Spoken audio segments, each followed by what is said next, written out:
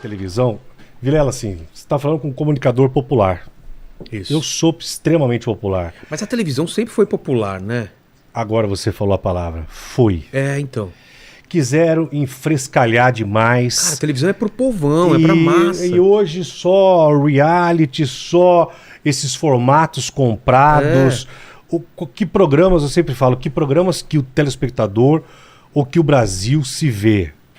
É verdade. Então, um formato popular. A gente cresceu assistindo show de calouros do Silvio Santos. É demais. O que o Gugu, que o nome dele está sendo tão destruído. É verdade, né? Agora todo mundo aparecendo, querendo falar do Gugu, né? Então, de uma forma tão suja, tão desnecessária. Desnecessária. Podem falar a respeito da herança? Ok, para aí. Questão de sexualidade, desse show de horrores patrocinado para dar like, eu acho isso desnecessário. Algumas coisas são desnecessárias. Até numa briga, se eu brigo com você, ou como sócio, ou como amigos que a gente pode ter desavenças, mas até aqui, irmão. Se você passa daqui, você já me ofende, ofende a minha família, eu ofendo a tua família e não dá. Mas eu torço para que a televisão volte a ter formatos brasileiros. Que o povo consiga se enxergar na televisão. Porque a gente aqui tá na internet, mas isso não é... Não espelha o Brasil inteiro. Tem lugar que não chega a internet, que ainda é TV aberta que o pessoal vê, não tem? Tem muita gente ainda, né? A TV aberta é subestimada. O poder da televisão é muito grande. O povo gosta de televisão. E o brasileiro mais ainda do que eu acho que lá fora, não é? Eu acho muito mais. Porque a gente tem uma relação com novela, com programa de auditório diferente. Com programas policiais. Lá fora não se assiste programas policiais. Tem aquelas coisas de perseguição de polícia, né? Tudo bem, mas o noticiário policial... Não, noticiário não. Ah, tudo bom. São especiais, né? Ô, Geraldo, você está falando de um país violento. Tá, mas esses programas aqui, eles têm público, tem um nicho, tem um telespectador, dá muito certo. Então, o poder... Minha mãe, por exemplo, ela assiste. Então ela vai ver o Bate, ela vai ver o Datena, vai ver o Siqueira, vai ver, tem o público.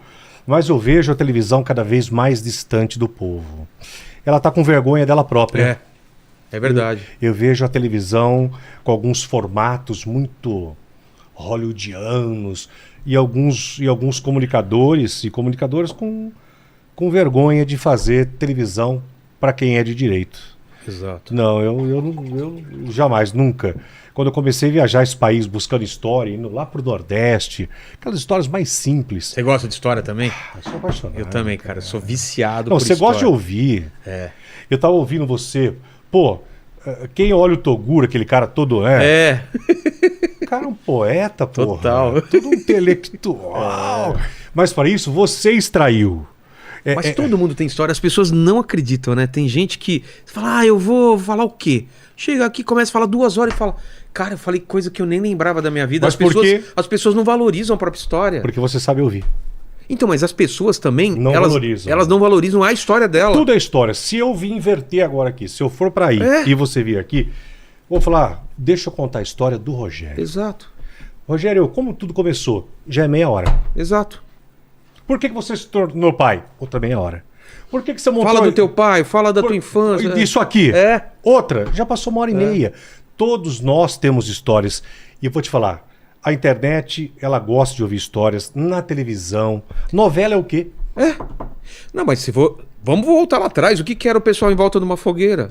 Contando história dos antepassados. A cadeira na calçada em Penápolis. Exato. Eu tava conversando isso com quem?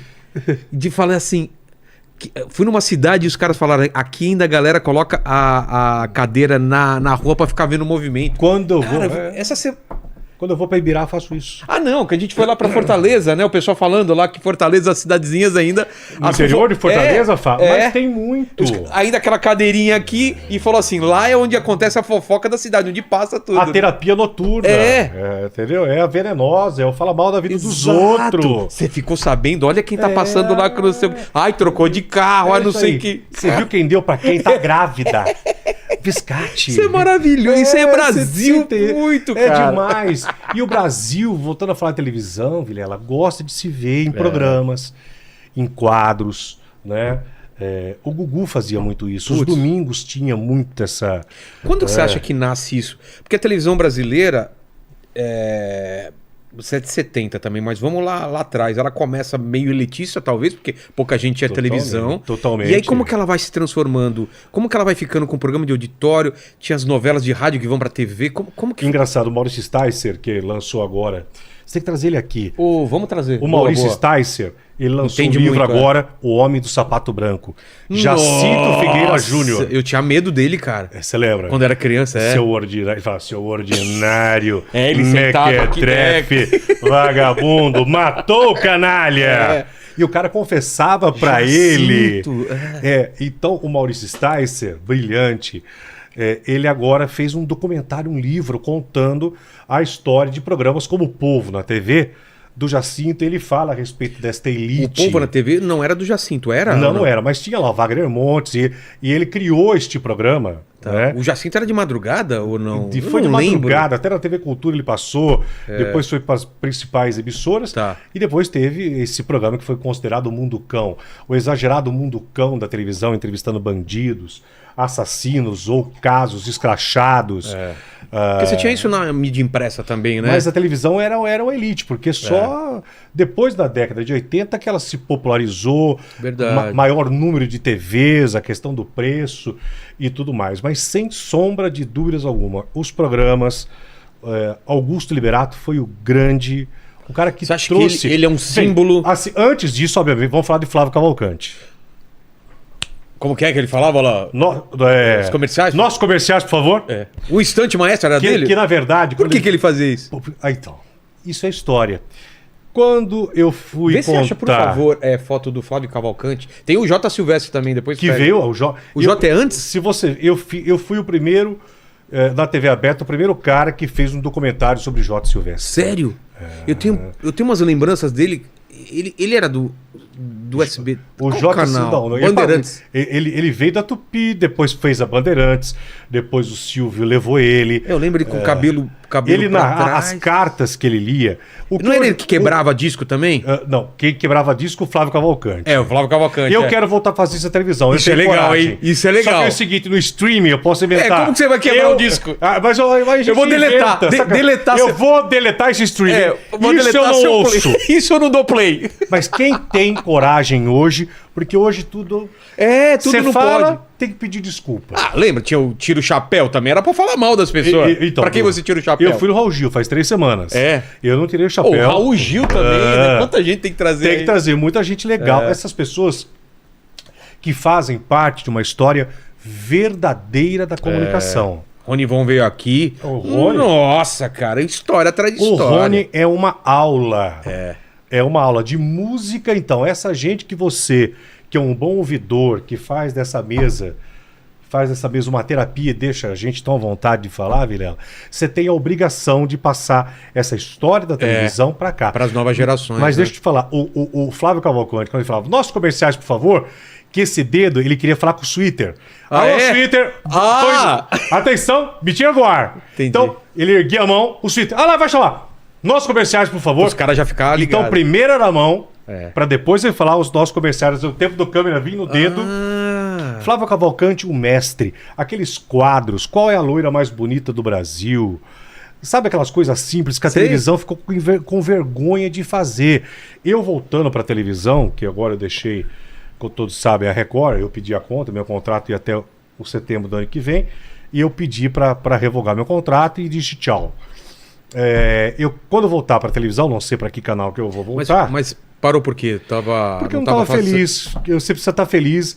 Virou trabalho, não tinha mais diversão? Não, eu queria voltar para os domingos, eu tinha outros projetos populares. E a televisão brasileira hoje ela está numa turbulência quase que meio geral. Total, você vê a Globo como tá, né? Tá uma turbulência. Todo mundo não está em voo de cruzeiro, não. Ninguém sabe o que vai rolar, né? Então, por isso que os diretores de televisão têm que ver agora o seguinte. O que numa questão enxuta e popular vai ter? Venda e audiência. E só uma coisa hoje, de imediato, pode salvar a televisão. Que é o popular. Não estou falando popularesco, a coisa... Não, baixaria. Não. Estou falando popular com qualidade. Eu fico imaginando um dia a Rede Globo com o poder, com a técnica... Ai, Flávio Cavalcante. Olha lá. Aquilo lá. Olha, isso é um mestre. Olha, uma coisa que eu quero fazer, Vilela. Eu quero no meu programa a elegância. Ele tinha uma banda, né? Tinha, não lembro. Flávio Cavalcante. Ele tinha um púlpito transparente, tinha né? um púlpito e eu quero voltar com aquelas TVs de tubo. Então, mas antes eu não lembro. Tinha um monte de TV de tubo atrás. Escrito Philips. É? Então, isso é o rei da comunicação. Então, quando a gente fala de chacrinha... Mas na época dele davam valor pra ele ou só agora davam valor. Ele era valorizado? Ele tinha uma respeita. Ele criou o júri. Ele criou mesmo? o júri. Ele criou nesse júri... E o que era esse negócio de quebrar disco? Ele era uma brincadeira? Ele ouvia... Por exemplo, ele quebrou quando eu fui gravar com o Chitão. Hoje seria MC Pipoquinha, por exemplo, ele ia pegar o... Porra, eu ia detonar.